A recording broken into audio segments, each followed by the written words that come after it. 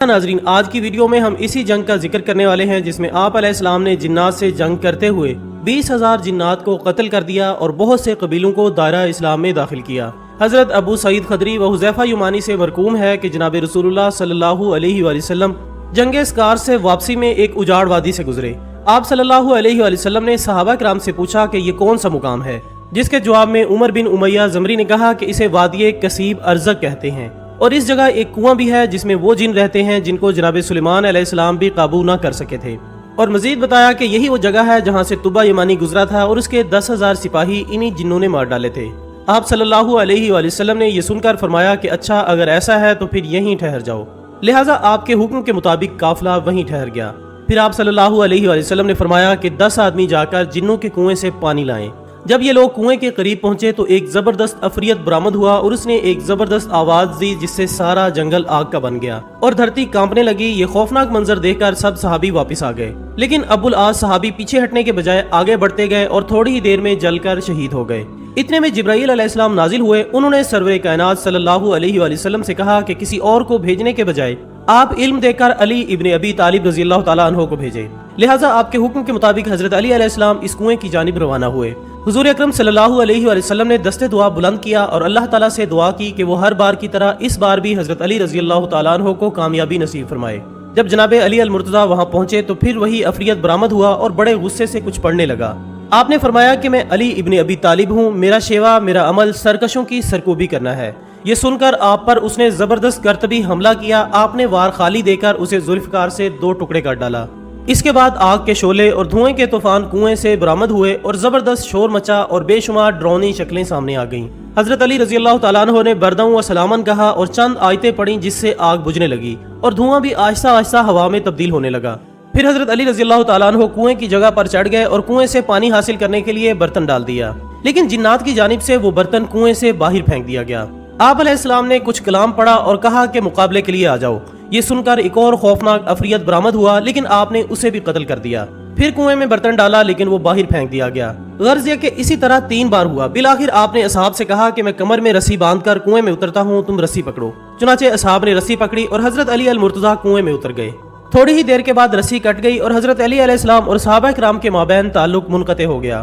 اصحاب سخت پریشان ہوئے اور گریہ کرنے لگے۔ اتنے میں کنویں سے چیخو پکار آنے لگی۔ پھر اس کے بعد یہ صدا آئی کہ علی علیہ السلام ہمیں پناہ دو۔ آپ نے فرمایا کہ اگر تم سب اپنی جان کی امانت چاہتے ہو تو کلمہ پڑھو اور امان حاصل کر لو۔ لہٰذا پھر ان سب کو کلمہ پڑھایا گیا۔ اس کے بعد رسی ڈالی گئی اور امیر المومنین علیہ السلام 20,000 جنوں کو قتل کر کے اور بہت سے قبائل کو مسلمان بنا کر کنویں سے برآمد ہوئے۔ آپ علیہ السلام نے انہیں اسلام قبول کرنے والے جنات میں سے ایک جن کو ان کا سردار مقرر کیا، جس کا نام ظافر جن تھا۔ اس کا نام ارغوان زاہد تھا، مگر بعد میں ظافر زاہد کے نام سے مشہور ہوا۔ تاریخ میں ملتا ہے کہ جب حضرت علی علیہ السلام کے لخت جگر امام حسین علیہ السلام نے کربلا کے میدان میں استغاثہ بلند کیا تو تمام انبیاء کرام، مقرب فرشتے اور دیگر ملائکہ، جنات اور دیگر نہ نظر آنے والی مخلوقات بھی نصرت امام کے لیے حاضر ہوئیں۔ ملائکہ کا ایک گروہ اپنے منصور نامی سردار کے ساتھ آیا، جبکہ جنات کا ایک گروہ بھی آپ کی مدد کو پہنچا، اور اس گروہ کا سردار وہی ظافر زاہد نامی جن تھا جس کو حضرت علی علیہ السلام نے بیر العلم میں مسلمان کیا تھا۔ ظافر جن وقت عاشور اپنی رسم تاج پوشی کا جشن منا رہا تھا کہ 2 جنوں نے اسے کربلا میں حسین کے حالات سے آگاہ کیا، جس پر وہ تمام امور چھوڑ کر اپنے لشکر کے ہمراہ کربلا آیا، مگر حضرت امام حسین علیہ السلام نے اسے خیر کی بشارت دے کر مدد سے منع فرمایا اور فرمایا کہ اے ظافر، میں اصغر، اکبر اور غازی اور تمام انصار قربان کر چکا ہوں۔ میں تم سے راضی ہوں، مگر کیا کروں کہ مجھے نانا کے دین کی خاطر یہ قربانی لازمی دینی ہے۔ ناظرین اکرام، انسانی تاریخ میں جنات، شیاطین، آسیب، دیو پریوں، سایوں، بد ارواح وغیرہ کے ذکر و اذکار سے بھری پڑی ہیں۔ دنیا بھر میں پھیلے ہوئے لاکھوں انسانوں کو ہر روز اس قسم کی مخلوقات سے متعلق معاملات اور حادثات سے پالا پڑتا ہے۔ کبھی کوئی گھر آسیب زدہ ہو جاتا ہے تو کبھی کسی انسان پر جنات اور شیاطین غالب آ جاتے ہیں، یا کبھی کسی آدم ذات پر دیو اور پریوں کا سایہ پڑ جاتا ہے، جبکہ کچھ مادہ پرست اور ملحد لوگ فرشتوں اور جنات کے وجود کے قائل نہیں ہیں، اور وہ کہتے ہیں کہ جو چیز محسوس نہ ہو اور مشاہدے میں نہ آ سکے اس کا وجود فرضی اور غیر عقلی ہے۔ حالانکہ عقلی اعتبار سے بھی جنات اور ملائکہ کا وجود ممکن ہے، جبکہ قرآن و حدیث میں تو واضح طور پر ان کا ذکر ملتا ہے۔ دوستو، اگر جنات کی پیدائش کی بات کی جائے تو اللہ تعالیٰ نے اپنی قدرت کاملہ سے ایک ایسی آگ کو پیدا کیا تھا جس میں نور بھی تھا اور ظلمت بھی۔ اس آگ کے نور سے فرشتے پیدا کیے اور دھوئیں سے دیو، جبکہ آگ سے جنات کو تخلیق فرمایا۔ फरिश्ते चूंकि नूर से पैदा हुए थे इसलिए वो अपनी तबीयत के मुताबिक इताअत इलाही में मसरूफ हो गए, जबकि देव या शयातीन ने जुल्मत से जन्म लिया था इसलिए वो कुफर, नाशुक्री और सरकशी में पड़ गए। और जिन्नात नूर और जुल्मत के मुरक्कब से तरकीब हुए थे इसलिए इनमें नेक और बद दोनों हुए।